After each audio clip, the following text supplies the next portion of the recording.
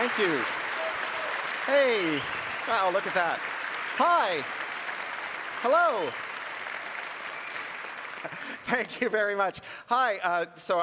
The joke about the podium here is that this was the only non-USB-C compatible podium they could find for me. So as many of you know, I'm an activist with the Electronic Frontier Foundation. Next month, I start my 25th year there. And I know I'm hardly unbiased, but as far as I'm concerned, there is no group anywhere on Earth that does the work of the caliber that EFF does for our digital rights. And I'm an activist there, and so for the past quarter of a century, my job has been fighting something that I call the war on general purpose computing. Now, if you were at 28C3 14 years ago, you may have heard me give a talk with that title. Those are the trenches I have been in with EFF since my very first day on the job. That was a day when I flew to Los Angeles and crashed the inaugural meeting of something called the Broadcast Protection Discussion Group. This was an unholy alliance of tech companies, media companies, broadcasters, and cable operators, and they gathered at the invitation of this lavishly corrupt American congressman, a man called Billy Tozin, who had promised them a new regulation, a rule that would ban the manufacture and sale of digital computers unless they had been damage to specifications set by that group, specifications for technical measures to block the execution of code that their shareholders did not want to see executed in the wild. Now, that rule was called the broadcast flag, and it actually did pass through the American regulatory system. The Federal Communications Commission passed it as a rule, so we sued the FCC. We overturned the rule. So, thank you. Yeah, it was a good day. So, we won that skirmish, but my friends, I have very bad news, although it's not news that will surprise you. Despite wins like that important one, we have been losing the war on general-purpose computers for the past 25 years. But that's why I've come to Hamburg today, because after decades of throwing myself against a locked door, the door that leads to a new, good internet, one that delivers the technological self-determination of the old, good internet, and the ease of use of Web 2.0 that let our normie friends come and join the party, that door has been unlocked. Today, it is open a crack. I mean, it's open a crack. And here's the weirdest part. The guy who unlocked that door is Donald Trump. Now, he didn't do it on purpose, but thanks to Trump's incontinent belligerence, we are on the cusp of the post-American internet, a new digital nervous system for the 21st century. An internet that we can build together without worrying about America's demands or its priorities. Now, don't get me wrong, I am not happy about Trump or his policies. But as my friend Joey DeVilla likes to say, when life gives you SARS, you make sarsaparilla. The only thing worse than living through all the terror that Trump has unleashed on America and the world would be going through all of that and not salvaging anything of value from it. So that's what I'm here to talk to you about today. The post-American internet that we can wrestle away from Trump's chaos. The post-American internet that is possible because Trump has mobilized new coalition partners to fight on our side. Now, in politics, coalitions are everything. Anytime you see a group of people suddenly make a breakthrough in making a change that they've failed to make for years and years, it's a sure bet that they have found coalition partners, new allies who don't want all the same things that they want, but want enough of the same things to fight on their side. And that's where Trump came from. He's at the front of a coalition of billionaires, white nationalists, Christian bigots, authoritarians, conspiratorialists, imperialists, and of course self-described libertarians who've got such a scorching case of low-tax brainworms that they'd vote for Mussolini if he'd take 5 cents off their tax bill. And that's what's got me, yeah. And that's what's got me so excited, is that we've got a new coalition in the war on general-purpose computers. A coalition that includes digital rights activists who've been on the lines for decades, but also now people who want to turn America's tech trillions into billions for their own economy, and national security hawks who are quite rightly worried about digital sovereignty. Now, my thesis here is that this is an unstoppable coalition, which is good news, because for the first time in decades, I think victory is in our grasp. So let me explain. 14 years ago, I stood in front of this group and I talked about the war on general purpose computing. Now, that's my snappy name for the fight, but the boring name that they use in legislatures for this fight is something called anti-circumvention law. Under anti-circumvention law, it is a crime to alter the functioning of a digital product or service unless the manufacturer approves of your modification. And crucially, this is true whether or not your modification violates any other law. Anti-circumvention law, it originates in the USA with Section 1201 of the Digital Millennium Copyright Act of 1998, which establishes a felony punishable by a 5-year prison sentence and a $500,000 fine for a first offense for bypassing an access control to a copyrighted work. So practically speaking, if you design a service or device with even the flimsiest of systems to prevent modification of its application code or its firmware, it is a felony, it is a jailable felony to modify that code or that firmware. It's also a felony to disclose information about how to bypass the access control, which means that pen testers who even describe how they access a device or a system face criminal liability. And so anti-circumvention law allows any manufacturer to trivially turn their product into a no-go zone, criminalizing the act of investigating its defects, criminalizing the act of disclosing its defects, and criminalizing the act of remediating its defects. This is a law that Jay Freeman quite rightly calls felony contempt of business model. Now, anti-circumvention law became the law of the land in America in 1998 when Bill Clinton signed the Digital Millennium Copyright Act. But before you start snickering at those stupid Americans, I want you to know this. Every other country in the world has passed a law just like this one in the years since. Now, here in the EU, we got it through Article 6 of the Copyright Directive in 2001. Now, it makes a certain kind of twisted sense for America to enact a law like this. After all, they are the world's tech powerhouse, home to the biggest, most powerful tech companies in the world. By making it illegal to modify digital products without the manufacturer's permission, America enhances the rent-extracting power of the most valuable companies on its stock exchanges. But why would Europe pass a law like this? After all, Europe is a massive tech importer. By extending legal protections to tech companies that want to steal European users' data and money, the EU facilitates a one-way transfer of value from Europe to America. So why would Europe do this? Well, let me tell you about the circumstances under which all the other countries came to enact their anti-circumvention laws, and maybe you'll spot a pattern that answers the question. Australia got its anti-circumvention law through the US-Australia Free Trade Agreement, which obliges Australia to enact anti-circumvention law. Mexico and Canada got their anti-circumvention law through the US-Mexico-Canada Free Trade Agreement, which obliges Canada and Mexico to enact anti-circumvention laws.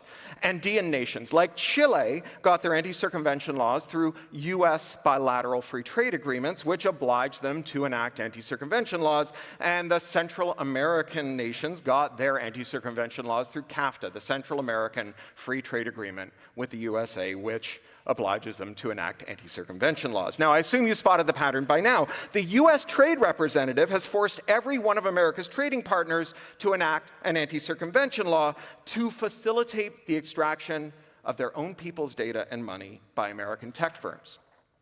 But of course, this only raises a further question. Why would every other country in the world agree to let America steal its people's money and data and block its domestic tech sector from making interoperable products that prevents this theft? Well, here's an anecdote that might unravel the riddle. Many years ago, in the years before Viktor Orban took over Hungary, I used to guest lecture at a PhD program in political science at the Central European University in Budapest. And one summer, after I'd lectured to my students on anti-circumvention law, one of them approached me. Now, they had been the information minister of a Central American country during the CAFTA negotiations. And one day, they'd received a call from the trade negotiator, calling from the CAFTA trade negotiating room. And the negotiator said, "You know how you told me not to give the Americans anti-circumvention law under any circumstances? Well, they've told me they will not take our coffee unless we give them anti-circumvention. And I'm sorry, we just can't lose the US coffee market. Our economy could collapse, so we're going to get anti-circumvention. I'm really sorry. That's it. That's why every government in the world allowed US big tech companies to declare open season on their own people's private data and ready cash. The alternative was tariffs. Well, I don't know if you've heard, but we have tariffs now. I mean, if someone threatens to burn your house down unless you follow their orders, and they burn your house down anyway, you don't have to keep following their orders. Thank you.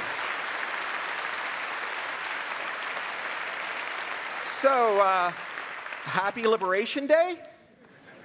So far, every country in the world has come up with one of two responses to the Trump tariffs. The first one is, give Trump everything he asks for except Greenland, and hope he stops being mad at you. And this has been an absolute failure. Give Trump an inch, he'll take a mile, he'll take fucking Greenland. Capitulation has been a failure. But so has been the other tactic, the retaliatory tariff. Now, that's what we have done in Canada. Like all the best Americans, I am Canadian. And it's a cheap laugh.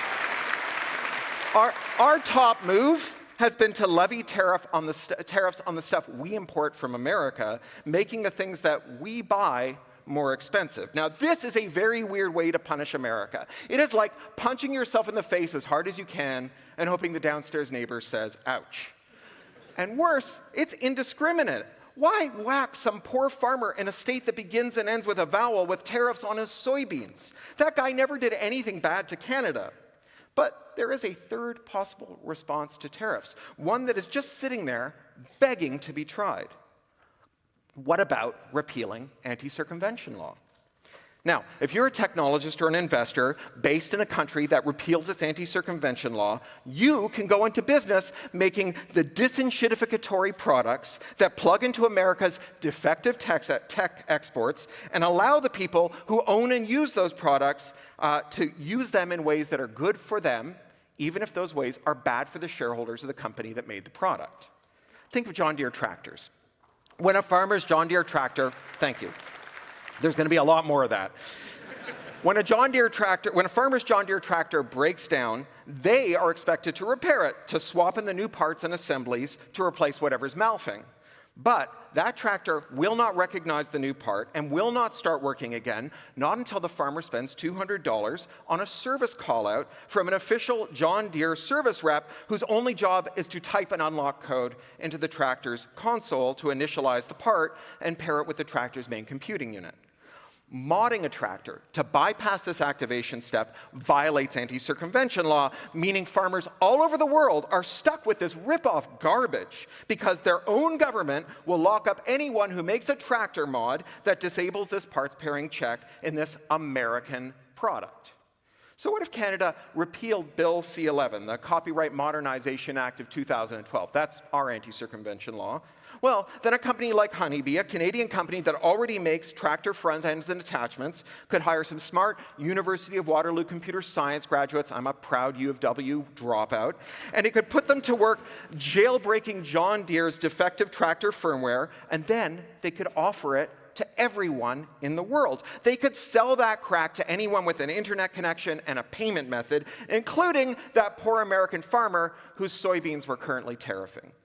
It is hard to convey just how much money is on the table here. I'm going to use just one example. Apple's App Store. Apple forces all app vendors into using its own payment processor and charges them a 30% commission on every euro spent inside of every app.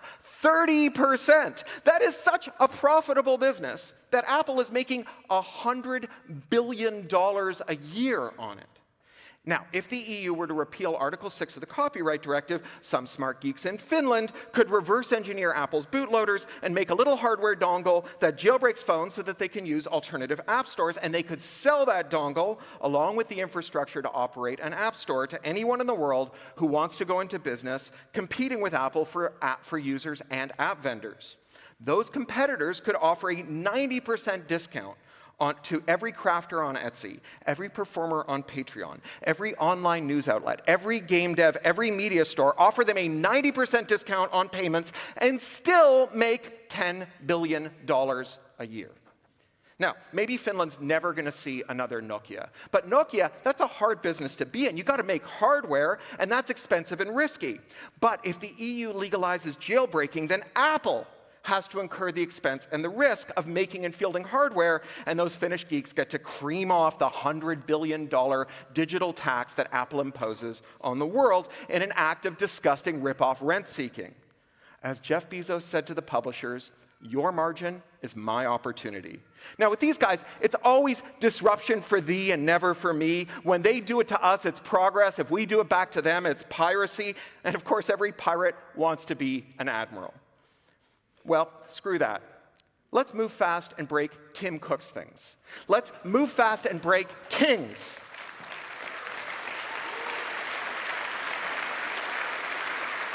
Now, it's funny, I spent 25 years getting my ass kicked by the US Trade Representative, and in my defense, it wasn't a fair fight, but I did develop a kind of grudging respect for the skill with which the USTR had bound the entire world to a system of trade that conferred parochial advantage to America and its tech firms, giving them free rein to loot the world's data and economies. So it has been pretty amazing to watch Trump swiftly and decisively dismantle the global system of trade and destroy the case for the world, continuing to arrange its affairs to protect the interests of America's capital class.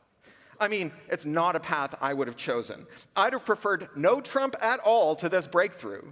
But I'll take this massive own goal if Trump insists. I mean, I'm not saying I've become an accelerationist, but at this point, I'm not exactly not an accelerationist. I mean, is Trump a comrade?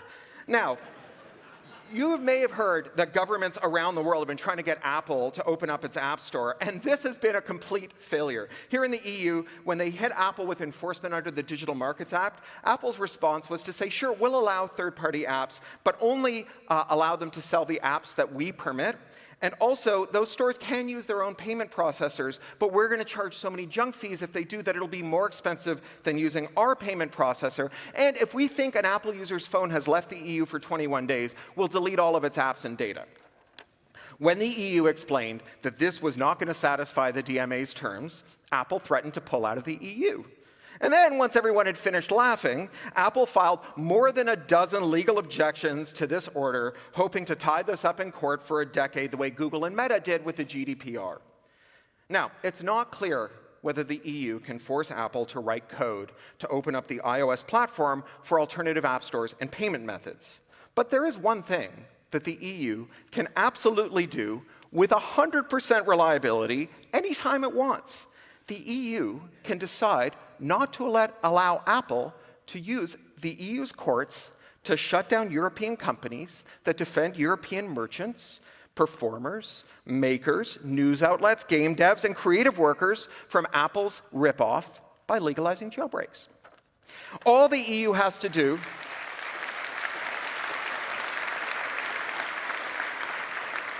All the EU has to do is repeal Article 6 of the Copyright Directive, and in so doing, strip Apple of the privilege of mobilizing the European justice system to shore up Apple's $100 billion annual tax on the world's digital economy. The EU company that figures out how to reliably break iPhones will have customers all over the world, including in the USA, where Apple doesn't just use its veto power over which apps can run on your phone to suck 30 cents out of every dollar you spend, but where Apple also uses its control over the platform to strip out apps that protect Apple's customers from Trump's fascist takeover. Back in October, Apple kicked an app called IceBlock out of the App Store. Now, this is an app that warns you if there's a snatch squad of masked ICE thugs nearby looking to grab you off the street and send you to a gulag. Apple internally classified ICE officers as a protected class and then declared that IceBlock infringed on the rights of those poor, beset ICE goons. And speaking of ICE thugs, there are plenty of qualified technologists who fled the USA this year, one step ahead of an ICE platoon looking to put them and their children in a concentration camp. These skilled hackers are now living all over the world, joined by investors who would like to back a business whose success will be determined by how awesome its products are, not by how many Trump coins they buy. Apple's margin could be their opportunity. Legalizing jailbreaking, raiding the highest margin lines of business of the most profitable companies in America is a much better response to Trump tariffs than retaliatory tariffs. For one thing, it's a targeted response. Go after big tech's margins, and you're mounting a frontal assault on the businesses whose CEOs each paid $1 million out of their own pocket to sit behind Trump on the inauguration dais. Raiding big tech's margins, it's not an attack on the American people, nor on the small American businesses that are ripped off by big tech. It is a raid on the companies that screw everyday Americans and everyone else in the world. It's a way to make everyone in the world richer at the expense of these rip-off companies. It beats the shit. Thank you. Thank you. It beats the shit out of blowing hundreds of billions of dollars building AI data centers in the hope that someday a sector that has lost nearly $1 trillion shipping defective chatbots will figure out a use for GPUs someday that doesn't start hemorrhaging money the minute they turn them on.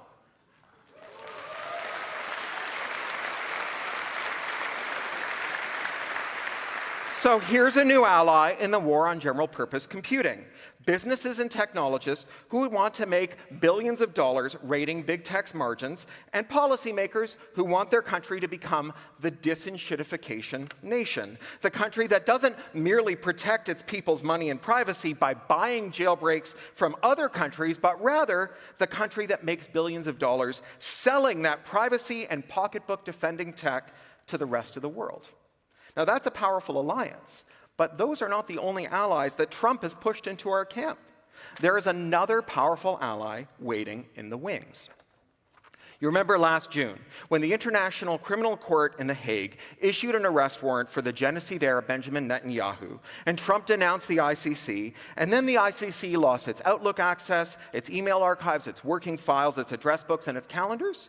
Now, Microsoft says they didn't brick the ICC. They say it's just a coincidence, but when it comes to a he said, Clippy said between the justices of the ICC and the convicted monopolists at Microsoft, I know who I believe. This is exactly the kind of infrastructural risk that we were warned of if we let Chinese companies like Huawei supply our critical telecoms infrastructure. Virtually every government ministry, every major corporation, every small business, every household in the world have locked themselves into a US-based cloud service. The handful of US big tech companies that supply the world's administrative tools are all vulnerable to pressure from the Trump administration, and that means that Trump can brick an entire nation. The attack on the ICC was an act of cyber warfare, like the Russian hackers who shut down Ukrainian power generation facilities, except that Microsoft doesn't have to hack Outlook to brick the ICC. Microsoft owns Outlook. Under the U.S. Cloud Act of 2018, the U.S. government can compel any U.S.-based company to disclose any of its users' data, including the data of foreign governments, and this is true no matter where the data is stored. Last July, Anton Carnio, the director of public and legal affairs at Microsoft France, told a French government inquiry that he, quote, couldn't guarantee that Microsoft wouldn't hand sensitive French data over to the US government, even if that data was stored in a European data center. Under the Cloud Act, the US government can slap gag orders on companies that it forces to cough up this data, so there'd be no way to know if this is happening or if it's already happened. It doesn't stop at administrative tools either. Do you remember back in 2022 when Putin's thugs looted millions of dollars worth of John Deere tractors from Ukraine, and all those tractors showed up in Chechnya? The John Deere company pushed a kill signal over the air to those tractors and bricked them. John Deere is every bit as vulnerable to the Trump administration as Microsoft is, and they can brick most of the tractors in the world, and the tractors they can't brick are probably made by Massey Ferguson, the #2 company in the ag tech cartel, also an American company just as vulnerable to political attacks from the US government. Now, none of this is news to global leaders. Even before Microsoft and Trump bricked the ICC, they were trying to figure out a path to digital sovereignty. But the Trump administration's outrageous conduct and rhetoric over the past 11 months has turned digital sovereignty from a nice-to-have to a must-have. So finally, we're starting to see some movement, like Eurostack, a really cool project to clone the functionality of US big tech silos in free and open source software and build EU-based data centers to run this code on. But the Eurostack is heading for a crisis. It's great to build open, locally hosted, auditable, trustworthy services that replicate the useful features of big tech, but you also need to build the adversarial interoperability tools that allow for the mass export of millions of documents, sensitive data structures, and edit histories. We need scrapers and headless browsers to accomplish the adversarial interoperability that will guarantee ongoing connectivity to institutions still housed in US data centers and US clouds. Because US companies are not going to facilitate the mass exodus of international customers from their products. Just think of how Apple responded to the relatively minor demand to open up the iOS App Store. And now imagine the thermonuclear, foot-dragging, tantrum-throwing, and malicious compliance that they'll come up with when faced with the departure of a plurality of businesses and governments in a 27-nation bloc of 500 million affluent consumers. Any serious attempt at digital sovereignty needs migration tools that work without the cooperation of American big tech companies. Otherwise, you're just building housing in East Berlin for people who live in West Berlin. It doesn't matter how great that housing is, no one's going to move into it until you tear down the wall. Step one of tearing down the wall is killing anti-circumvention law so that we can run virtual devices that can be scripted, break bootloaders to swap out firmware, and generally seize the means of computation. Thank you.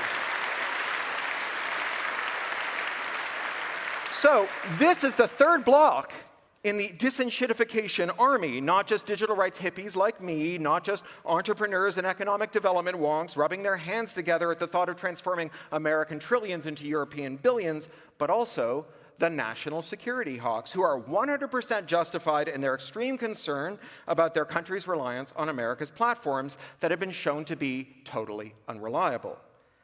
This is how we're going to get a post-American internet, with an unstoppable coalition of activists, entrepreneurs, and NatSec hawks.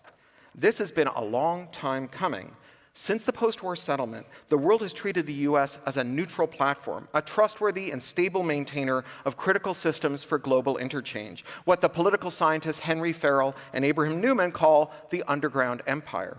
But over the past 15 years, the US has systematically shattered global trust in its institutions, and that process only accelerated under Trump.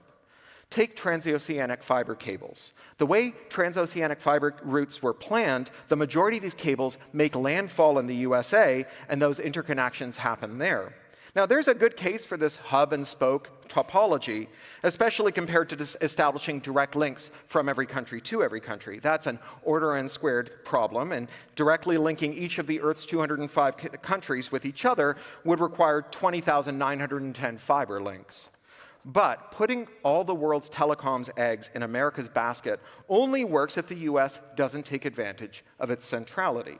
And while many people worried what the US could do with the head ends of the world's global fiber runs, it wasn't until Mark Klein's 2006 revelations about the NSA's nation-scale fiber optic taps in AT&T's network, and Ed Snowden's 2013 documents showing the global scale of this wiretapping, that the world had to confront the undeniable reality that the US could not be trusted to serve as the world's fiber hub. But it's not just fiber. The world does business in dollars. Most countries maintain dollar accounts at the Fed in New York as their major source of foreign reserves. But in 2005, American vulture capitalists bought up billions of dollars worth of Argentinian government bonds after the sovereign government of Argentina had declared bankruptcy. They convinced a judge in New York to turn over the government of Argentina's US assets to them, to make good on loans that those debt collectors had never issued, but instead had bought up for pennies on the dollar. At that moment, every government in the world had to confront the reality that they could not trust the US Federal Reserve with their foreign reserves. But what else were they going to use? Without a clear answer, dollar dominance continued. But then, under Biden, Putin-aligned oligarchs and Russian firms lost access to the SWIFT system for dollar clearing. Now, dollar clearing is when goods like oil are priced in dollars, so that buyers only need to find someone who will trade their currency for dollars, which they can then swap for any commodity in the world. Now, again, there's a sound, logical case for dollar clearing. It's just not practical to establish deep, liquid, pairwise trading markets for all of the world's nearly 200 currencies. It's another order n squared problem. But this only works if the dollar is a neutral platform. Once the dollar becomes an instrument of US foreign policy, whether or not you agree with those policies, it's not a neutral platform anymore, and the world has to go looking for an alternative. Now, no one knows what that alternative is going to be, just as no one knows what configuration the world's fiber links are going to end up taking. There are kilometers of new fiber being stretched across the open floor, and countries are trying out some pretty improbable gambits for dollar alternatives, like Ethiopia, which just revalued its national debt in Chinese renminbi. But without a clear alternative to America's enshittified platforms, the post-American century is off to a bit of a rocky start. But there is one post-American system that's easy to imagine. The project to rip out all the cloud-connected, backdoored, untrustworthy black boxes that power our institutions, our medical implants, our vehicles, and our tractors, and replace them with collectively maintained, open, free, trustworthy, auditable code. This project is the only project that benefits from economies of scale rather than being paralyzed by the exponential crises of scale that everyone else in the post-American world are confronting. That's because any open free tool adopted by any public institution, like the Eurostack services, can be audited, localized, pen-tested, debugged, and improved by institutions in every country. It's a commons. It's more like a science than a technology in that it is universal and international and collaborative. After all, we don't have dueling Western and Chinese standards for structural engineering. Rather, we have universal principles for making sure our buildings don't fall down, and we adapt them to local circumstances. We would not tolerate secrecy in the calculations used to keep our buildings upright, and we should not tolerate opacity in the software that keeps our tractors, hearing aids, ventilators, pacemakers, trains, games consoles, phones, CCTVs, door locks, and governments working.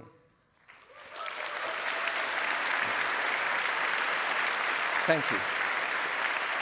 The thing is, software is not an asset. Software is a liability. Now, the capabilities that software delivers, automation, production, analysis, administration, those are assets. But the software itself, that is a liability. Brittle, fragile, forever breaking down as the software upstream of it, downstream of it, and adjacent to it is updated or swapped out, revealing defects and deficiencies, even in systems that have performed well for years. Shifting software to commons-based production is a way to reduce the liability that software imposes on makers and users, balancing out that liability among many players. Now, obviously, tech bosses are totally clueless when it comes to this. They really do think that software is an asset, which is why they're so fucking horny to have chatbots shit out software at superhuman speeds. This is why they think that it's good that they have a chatbot that, quote, produces 1,000 times more code than a human programmer. Producing code that isn't designed for legibility or maintainability, that is optimized rather for the speed of production, that's just incurring tech debt at scale. Now, thank you. This is a neat encapsulation of the entire AI story. The chatbot can't do your job, but an AI salesman can convince your boss to fire you and replace you with a chatbot that can't do your job. Your boss is such an easy mark for a chatbot hustler because your boss hates you. In their secret hearts, bosses understand that if they stop coming to work, the business would chug along just fine. But if the workers stopped showing up, the business would ground to a halt.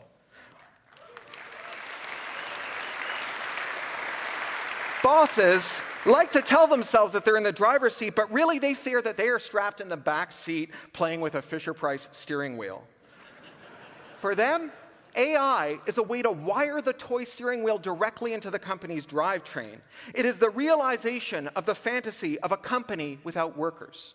When I was walking the picket line in Hollywood with the striking writers, a writer told me that you prompt AI in exactly the same way a studio boss gives shitty notes to a writer's room.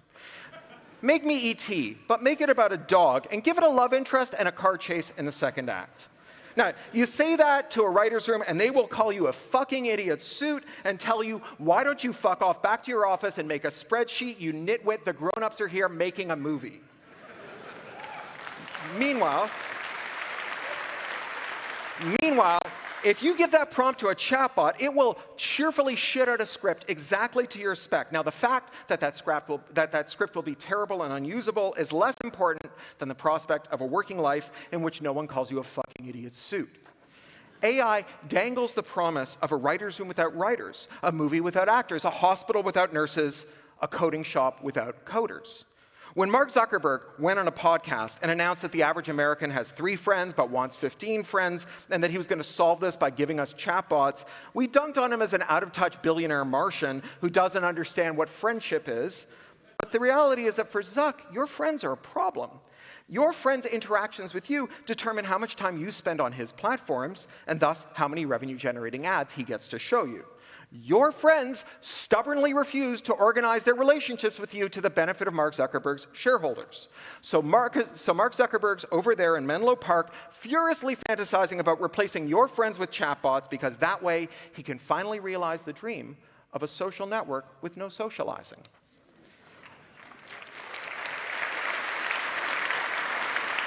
Rich, powerful people are at root solipsists. The only way to amass billions of dollars is to inflict misery and privation on whole populations, and the only way to look yourself in the mirror after you've done that is to convince yourself that those people aren't real, that in some important sense they don't exist.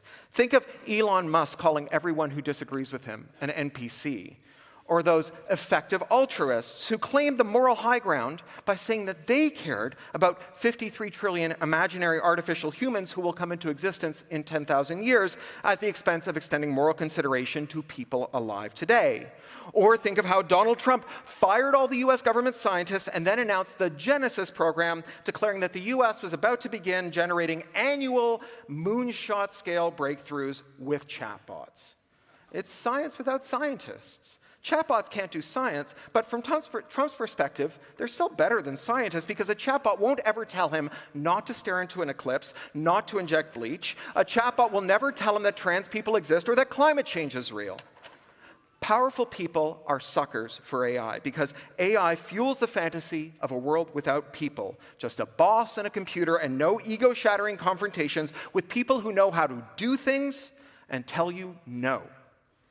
AI is a way to produce tech debt at scale, to replace skilled writers with defective, spicy autocomplete, and lose money at a rate not seen in living memory. Now, compare AI with the project of building a post-American internet.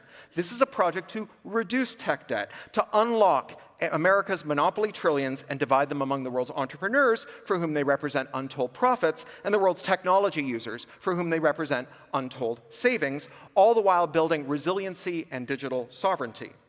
Now, I imagine some of you are feeling a little cynical right now. After all, your political leaders have demonstrated decades of ineffectual, incompetent deference to the United States, and an inability to act even when the need was dire. If your leaders couldn't act decisively to take on the climate emergency, what hope do we have of them taking this moment seriously? But crises precipitate change. Remember when another mad emperor, Vladimir Putin, invaded Ukraine and Europe began to experience a dire energy shortage. In 3 short years, this continent's solar uptake has skyrocketed, and the EU went from being 15 years behind its energy transition to a decade ahead of schedule.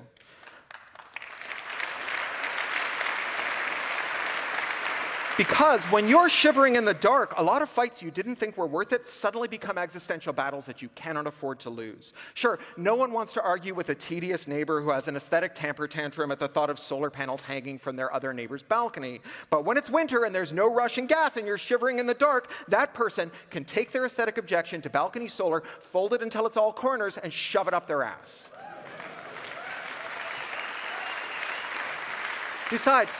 It doesn't have to be Europe that leads the charge on a post-American internet by repealing anti-circumvention. Any country can do it, and the country that gets there first gets to reap the profits from supplying jailbreaking tools to everyone else in the world. It gets to be the disenshittification nation, and everyone else in the world gets to buy those tools and defend themselves from US tech companies' monetary and privacy plunder. Just one country has to break the consensus, and the case for every country doing that is the strongest it's ever been. It used to be that countries that depended on US aid had to worry about losing medical, food, and cash supports if they pissed off America. But Trump killed US aid, so now that's a dead letter. Meanwhile, America's status as the planet's most voracious consumer has been gutted by decades of anti-worker, pro-billionaire policies. Today, the US is in the third of its K-shaped recoveries. This is an economic rally where the rich get richer and everyone else gets poorer. For a generation, America has papered over that growing inequality with easy credit, with everyday Americans funding their consumption with credit cards and second and third mortgages. So long as they could all afford to keep buying, other countries had to care about America as an export market. But a generation of extraction has left the bottom 90% of Americans struggling to buy groceries and other necessities, carrying crushing debt from skyrocketing shelter, education, and medical expenses that they can't hope to pay down thanks to 50 years of wage stagnation.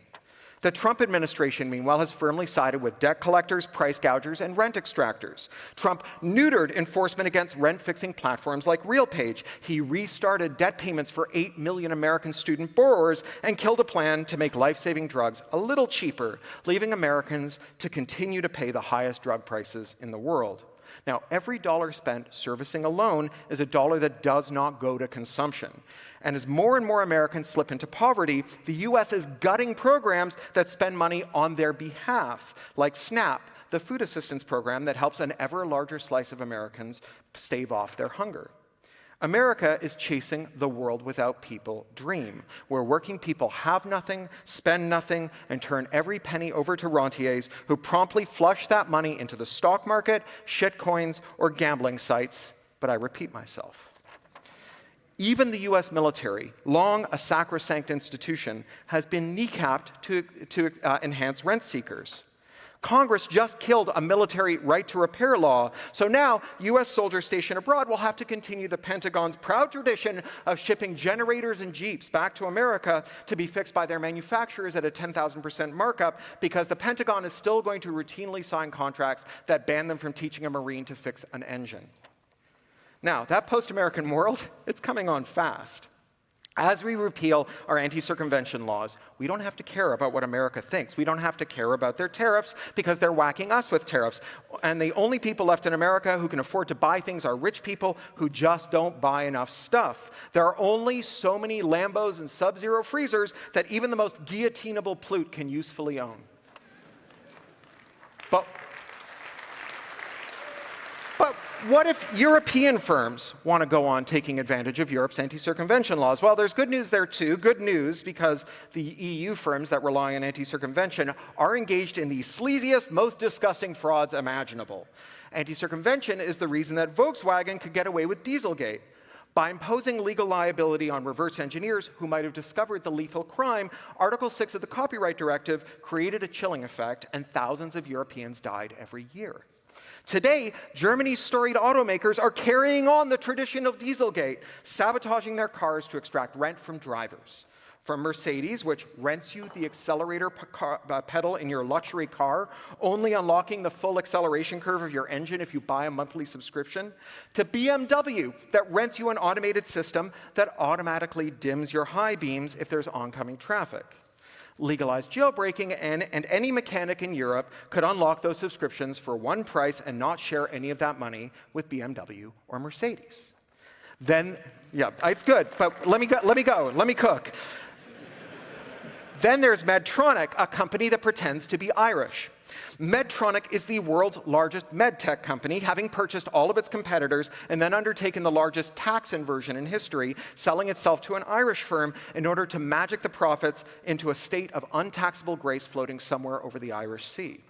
Medtronic supplies the world's most widely used ventilators, and it booby-traps them in exactly the same way that John Deere booby-traps its tractors. After a hospital technician puts a new part in a Medtronic ventilator, the ventilator's central computing unit will not recognize the part until it completes a cryptographic handshake, proving that an authorized Medtronic technician was paid hundreds of euros to carry out a repair that the hospital's own technician probably performed. It's just a way to suck hundreds of euros out of hospitals every time a ventilator breaks. Now, this would be bad enough, but during the COVID lockdowns, when every ventilator was desperately needed and the planes weren't flying, there was no way for Medtronic technicians to come and bless the hospital technicians' repairs. It was lethal. It killed people. There's one more European company that relies on anti-circumvention that I want to bring up here because they're all friends of CCC. I'm talking about the Polish train company, Nuwag.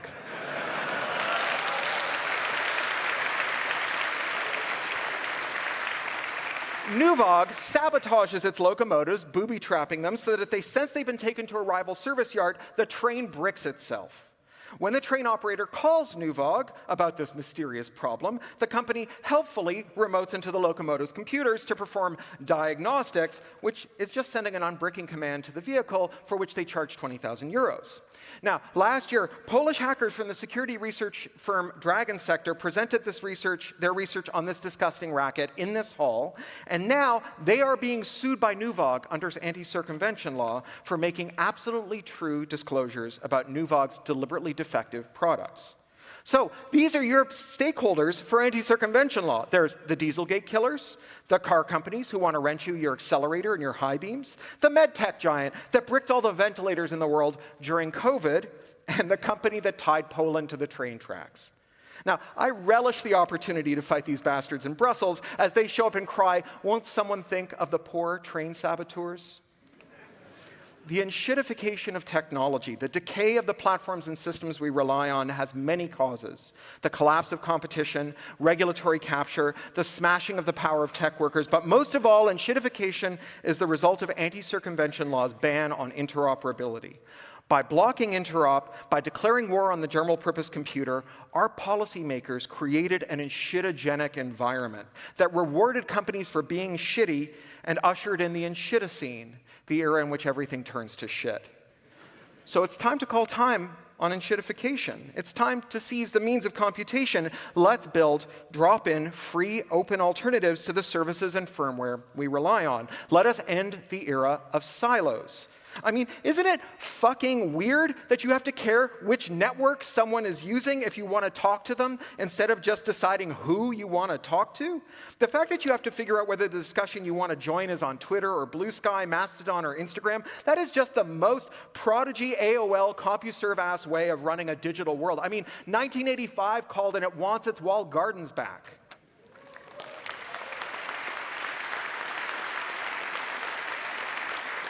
Powerful allies are joining our side in the war on general-purpose computation. It's not just people like us who've been fighting this for the whole goddamn century, but also countries that want to convert America's tech-hoarded billions into fuel for a single-use rocket to boost their national tech sector into a stable orbit. And it's the national security hawks who are worried about Trump bricking their ministries or their tractors, but who are also worried, with just cause, about Xi Jinping bricking their solar panels or their batteries. Because after all, the post-American internet, it's also a post-Chinese internet.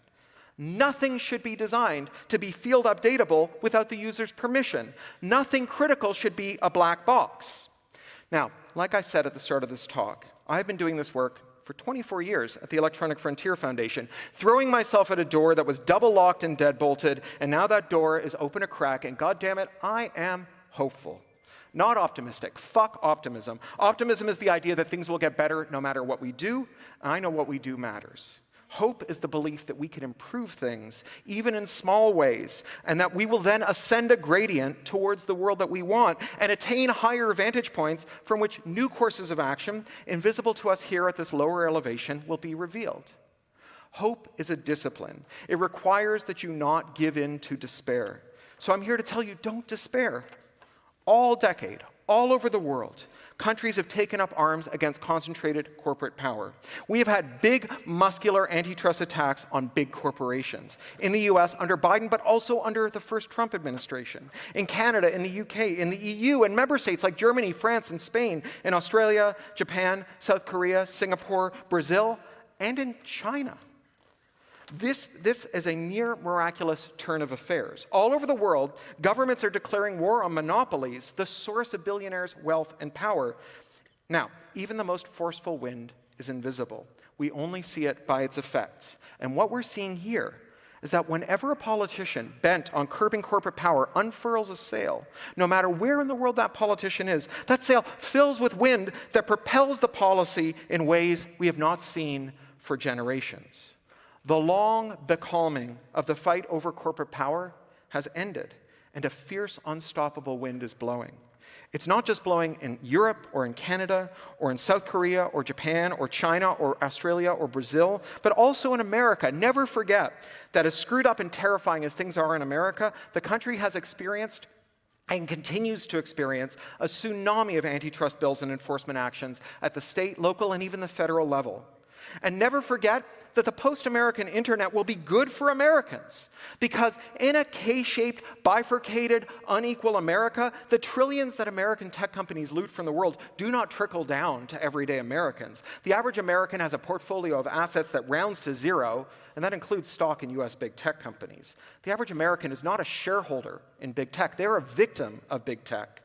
Liberating the world from US big tech is also liberating America from US big tech. Now, that's been the EFF's mission for 35 years. It's been what I've done there for 25 years. And if you want to get involved in the fight, and I hope you do, it can be your mission too. You can join EFF, and you can join groups in your own country, like Netzpolitik here in Germany, the Irish Council for Civil Liberties, like Quadrature de Net in France, the Open Rights Group in the UK, EF Finland, ISOC Bulgaria, XNet, DFRI, Quintessence, Bits of Freedom, Open Media, FSFE, or any of dozens of organizations around the world. The door is open a crack. The wind is blowing. The post-American internet is upon us. It's a new good internet that delivers the technological self-determination of the old good internet and the ease of use of Web 2.0 that let our normie friends use it too. And I can't wait for all of us to get to hang out there, because it's going to be great. Thank you.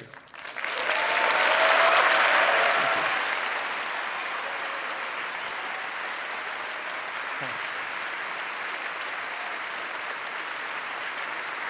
All right. Thank you. Thank you very much. So, thank you. Thank you. Thanks. So we've got a little, thank you. Enough. Thank you. Thank you. So we have a little time for questions. A good question has one part, not two. It's not more of a comment than a question. And almost without exception, it's not about AI. All right, Thomas, I'll let you run the Q&A.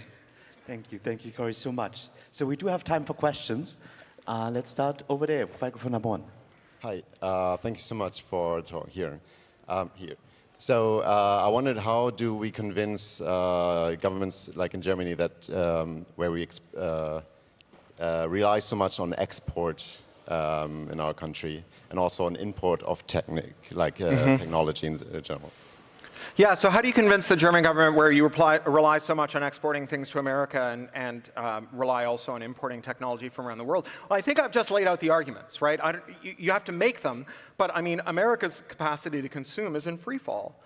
It's really the case that consumer spending consists almost entirely of the top decile of income earners. They just don't buy enough stuff, right? That's one of the reasons we have an asset bubble, is because there's not enough places for people to put the money they've stolen from all the rest of us. And so how many Mercedes can, some guy in Palo Alto buy? Like, it's just, eventually you just run out, right? So consumption is tapping out in the US. It's one of the sources of secular stagnation. And then as to imports, it is a bug and not a feature that Europe is importing technology from America. You just say, how would you like your ministry to be bricked the way the ICC was? It's time to get away from it. Yeah. Microphone number three. Hi, Corey. Thank you for the talk, and thank you for everything you do. I wanted to ask you about the jailbreaking, to be a little bit of a devil's advocate. Should we jailbreak our grandparents' iPhones? Should we jailbreak our grandparents' iPhones? The average consumer, should we do it? Is it unsafe? I see. Yeah, should we jailbreak for our normie friends? Yeah. So I think if it's not legal, it's putting them in risks they might not understand, although it might be the right thing to do sometimes. my experience of people who are not technical is that they're very motivated to figure out how to do things with technology the manufacturer didn't intend when it is to their benefit. And generally, people who have less money, which also correlates with being non-technical, really want to do things that the manufacturer doesn't want because they're the ones who are the easy pickings for the manufacturers. So the first person I ever met who had a phone with 2 SIMs in it was a minimum wage worker at my daughter's nursery in East London because they wanted to get the plan from the carrier that gave them unlimited texting to their 7 friends, and they want to get the other plan from the other carrier that gave them unlimited calling. And for them, figuring out how to put 2 SIMs in a phone was absolutely worth it for the savings because it wasn't a nice to have, it was a must have. They just couldn't afford to talk to their friends unless they could do this. And so it was a powerful motivator. I think that what you get if you formalize jailbreaking, because there's jailbreaks for all this stuff. I mean, you can jailbreak an iOS device. We all know about Checkmate, 8 generations of iOS devices that have been unpatchably broken, right? You can jailbreak a tractor. There's blobs floating around that are just like John Deere tractor firmware that if you want to, pick up that dirty needle you found on the street and stick it in your arm, by all means, right? But what we don't have is like a reliable supply chain with named parties who have insurance and are subject to regulation in a stable country where we can call them up and say, you just bricked my tractor with your third-party firmware, you bricked my phone or whatever. That's the thing that I think makes this doable and usable. And I think that you can imagine a supply chain that goes like, okay, you've got a company that buys every printer as it comes off the line, flashes it with every firmware mod as it comes over the air, and then keeps an up-to-date set of jailbreaks that they sell for 25 euros a month to people sitting at the back of the dry cleaner or the news agent with a folding table who will jailbreak your printer for 15 euros and then sell you refillable ink cartridges, right? And so that's what the supply chain looks like. It's not like the person on the front line necessarily has to be super technical. They just have to have a toll-free number they call when the jailbreak's not working and that their customers can call if there's an over-the-air update that breaks the jailbreak. Microphone number 1. To add to your comment about Medtronic during the COVID lockdowns, it was also found that you could jailbreak their very inexpensive CPAP machines to turn them into ventilators. Yeah. And there were millions of these all around the country, but Medtronic would not enable that. Yeah. They claimed that there was a medical certification reason for doing so. Sure. But should that exemption exist, or is that just marketing? I don't know if it, look, a lot of people did a lot of things during lockdown that weren't formally permitted under the regulatory system. And generally, if they help people, we assumed a state of exception and kind of let them get away with it. I think, this is like the worst of all possible worlds. You have a company that is both incredibly risk averse and refuses to do things that might save people, and that dominates everything and is incredibly abusive and locks things down so that everything not forbidden is mandatory. I mean, what an awful, you wouldn't want anyone to be in charge of the world's medical technology, but especially not those people. Signal Angel, do we have questions from the internet? We have a question from the internet. And especially in Germany, but all over the world, politicians don't really understand the impact of IT laws. And in some cases, like chat control, opening up devices would actually go against their intentions. Yeah. How do we convince them to still open up devices and enable those laws? So I think it's a common fallacy that policymakers have to know how something works in order to make good policy about it. Most Congresses and parliaments don't have, say, water safety experts in them, and yet in most of the rich world, you can drink the water that comes out of the tap. It's not because they learned how microbiology works or water safety works. It's because they have a system of expert regulators who they defer to, and they take these problems seriously. And I think when you say that our policymakers don't understand technology, what you're actually identifying is them not taking technology seriously. And as a certain fellow once said, you may not care about technology, but technology is very interested in you. And there will come a time when not taking technology seriously will come and bite you in the ass. So we've got 2 minutes left. What if we take 3 questions really quick and I answer them in a speed round? Okay, let's do that. Microphone number 4, 2, and 1. Make them quick. Yeah, like in 2022 on the Blockchain Socialist podcast, you've been asked about Tornado Cash privacy protocol and it being sanctioned and its founders being persecuted. And you quite expectedly said that code is speech and we should only prosecute the application. Yeah. But at the same time, you've been pretty explicitly that if you combine anonymity and finance, you're rolling out the red carpet for serial scammers. So where do you put Tornado Cash, and if there is a line which segregates them? Blockchain liability. Okay, got it. Next question. With EU legislation happening in Brussels with all the quirks and more lobbyists there than representatives, do you see a viable path for EU becoming the first bastion of disenshittification? Yeah, Brussels lobbyists, okay. Next one. Yeah, thank you so much. Free Roman, by the way, Tornado. Yeah. How do you respond to the thing about safety? Like when I try to hack my Toyota, and in US you can do it. In EU there is a safety law. Product safety. Got it. Yes. Okay. So, blockchain liability, actual facilitation of a crime where you knowingly participate in it. You form a conspiracy. I think that is fair game. I think making a general purpose tool that gets abused. You know, we have this idea in American copyright law that's more or less intact, that things capable of substantial non-infringing uses are presumptively lawful. Things capable of legal uses should be presumptively lawful. Abusing them should not be. What do we do about Brussels lobbyists? Well, we had lots of Brussels lobbyists for the oil industry before we took a great leap forward in solar. It just turns out that when you're shivering in the dark, no one gives a shit what they have to say. Again, I'm not an accelerationist, but I'm not an accelerationist. And safety, that's the thing, right, is that you have to have a real safety, privacy, consumer rights, and labor rights regime. If you're not going to have the manufacturers decide what can and can't be done with their products, you need to have democratically accountable institutions. Now, it may be that today they're too conservative and they're blocking things, but that should be the final arbiter of which mods you can do, not whether the manufacturer thinks that they're good or not, because they have an irreconcilable conflict of interest. They cannot distinguish between things that are bad for society and bad for their shareholders, so we can't put them in charge of this. Thank you all very much.